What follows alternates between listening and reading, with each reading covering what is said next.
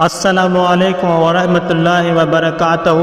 آج آپ کی خدمت میں قرآن حکیم کی کچھ ایسی آیات پیش خدمت ہے کہ جن کو سن کر آپ کا ایمان تازہ ہو جائے گا۔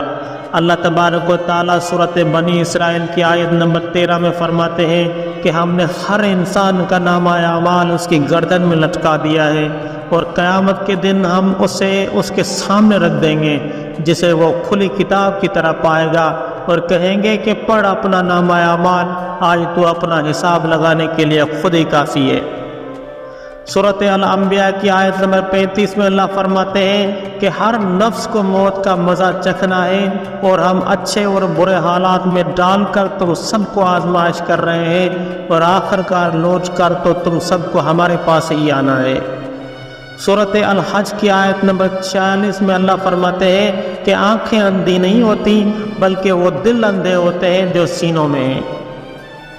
سورۃ النحل کی آیت نمبر 95 میں اللہ فرماتے ہیں کہ اللہ کے عہد کو تھوڑے سے دنیاوی فائدے کے لیے نہ بیچو، جو کچھ اللہ کے پاس ہے وہ تمہارے لیے زیادہ بہتر ہے اگر تم جانتے ہو۔ سورۃ المریم کی آیت نمبر 80 میں اللہ فرماتے ہیں کہ انسان جن چیزوں کا مالک بنا پھرتا ہے اس کے اصل وارث ہم ہیں، اور قیامت کے دن ہر شخص ہمارے سامنے اکیلا ہی حاضر ہوگا۔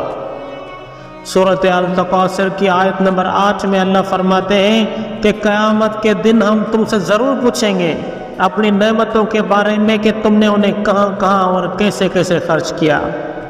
سورۃ العنکبوت کی آیت نمبر 4 میں اللہ فرماتے ہیں کہ جو لوگ برے کام کر رہے ہیں کیا انہوں نے یہ سمجھ رکھا ہے کہ وہ ہماری پکڑ سے بچ جائیں گے؟